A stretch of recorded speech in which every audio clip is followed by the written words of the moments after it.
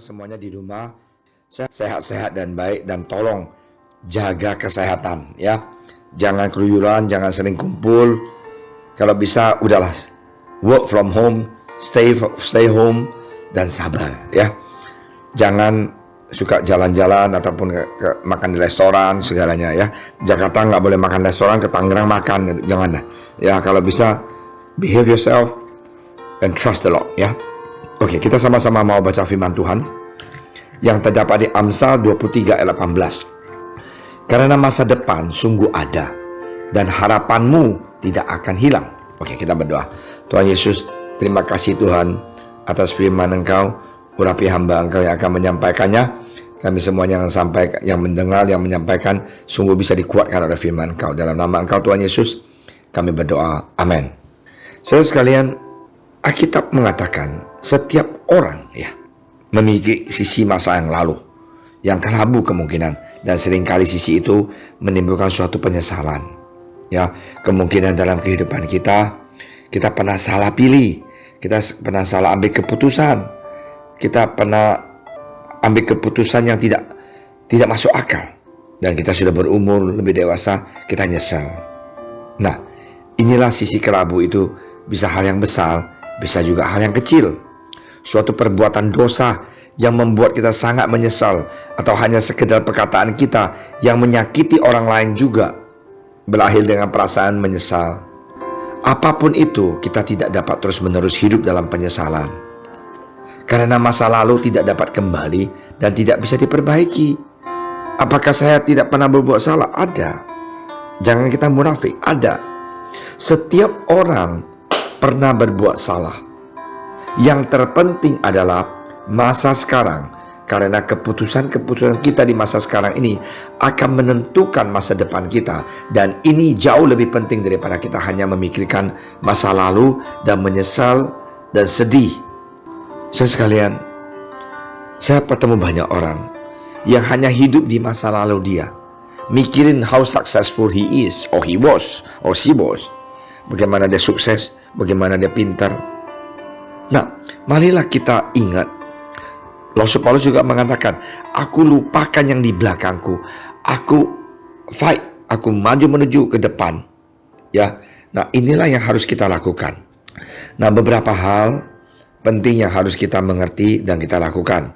Pertama, berdamailah dengan diri Anda sendiri. Apapun kesalahan yang pernah kita lakukan, ampunin diri kita dan berdamailah, karena dengan karya Tuhan di atas kayu salib sudah menebus semua dosa dan kesalahan kita. Jangan kita ya ingat kesalahan kita. Jika kita mengaku dosa kita, maka Ia adalah setia dan adil, sehingga Ia akan mengampuni segala dosa kita dan menyucikan kita dari segala kejahatan. Di 1 Yohanes 1 ayat 9. Saudara sekalian, sering sekali Tuhan telah mengampuni kita, tapi kita sendiri tidak bisa mengampuni kita.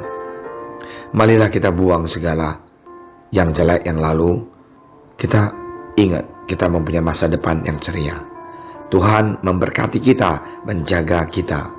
Saya kenal satu orang, dia mengatakan dia nyesal sekali. Dia pulang dari pabrik, dia menaruh satu bahan kimia di meja, dan ayahnya tidak sengaja minum bahan kimia itu. Akhirnya ayahnya meninggal. Ayahnya meninggal 3 bulan. Dia benci dirinya sendiri, kesal dengan dirinya, tidak mau keluar dari rumah. Nah, inilah penyesalan manusia. Lupakan masa lalu kita, semua kejadian yang tidak menyenangkan.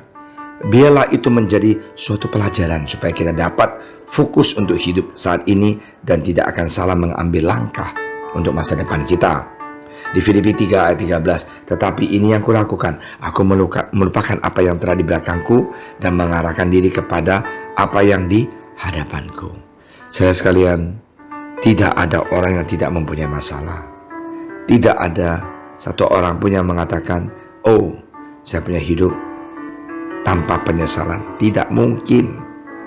Percayalah bahwa ketika kita menyerahkan masa depan kita kepada Tuhan, Dia akan pegang kendali untuk hidup kita, dan Dia akan memberikan yang terbaik yang mungkin tidak terpikirkan oleh kita. Sebab aku ini mengetahui rancangan-rancangan apa yang ada padaku mengenai kamu, demikian firman Bapa, yaitu rancangan damai sejahtera dan bukan rancangan kecelakaan, untuk memberikan kepadamu hari depan yang penuh harapan. Yeremia 29 ayat 11. Tuhan janji Dia memberikan kita hari depan yang penuh harapan. Nah, inilah yang harus kita pegang, dan inilah yang harus kita percaya, dan inilah yang harus kita amenkan. Sudah berapa bulan ini saya pikir, kadang-kadang gak bisa tidur, bagaimana ya untuk supaya jemaat bisa kuat di dalam Tuhan.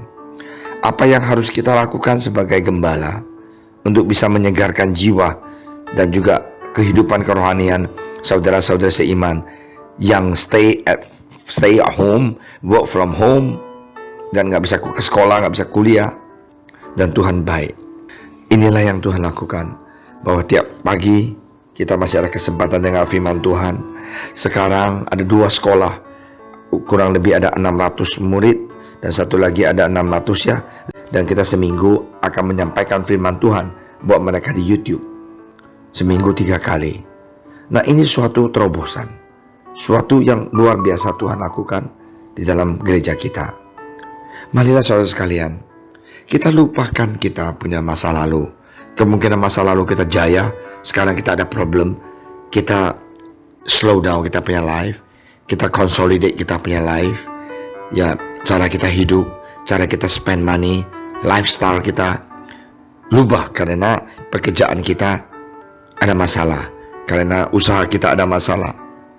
Jangan kita kecewa. Kita masih memiliki masa depan yang penuh harapan, karena Tuhan Yesus telah janji Dia tidak pernah meninggalkan kita yatim piatu. Marilah hari ini kita lupakan kegagalan kita yang lalu, kesalahan kita yang lalu, ya, di mana kita benci dengan diri kita sendiri di masa lalu. Dan hari ini katakan, Tuhan, aku sungguh benci diri saya yang dulu, tapi karena Engkau cinta aku juga mau memaafkan diri aku. Aku mau mulai hari ini serahkan hidup saya pada Engkau. Pakailah aku, bentuklah aku Tuhan, supaya aku bisa menjadi anak Engkau yang berkenan di hadapan Engkau. Bukan memuliakan diri saya, tapi memuliakan nama Engkau. Nah, marilah kita katakan, Tuhan, aku percaya. Tuhan, aku percaya Engkau sanggup merubah hidup saya. Nah, kita berdoa. Terima kasih Tuhan Yesus atas firman Engkau yang begitu luar biasa. Tuhan, berikanlah kami kekuatan seperti Rasul Paulus, ya, mengaku kesalahan dosanya, dan Rasul Paulus mengatakan, marilah kita melupakan apa yang telah di belakang kita dan mengarahkan diri kepada apa yang di hadapan kita. Hadapan kita adalah Engkau. Terima kasih Tuhan Yesus. Sekali lagi berdoa untuk bangsa negara dan gubernur dan pemimpin di DKI, supaya kami semuanya cepat-cepat bisa melewati endemik 19 ini. Terima kasih Tuhan, tolonglah mereka yang kena penyakit ini, sembuhkan mereka.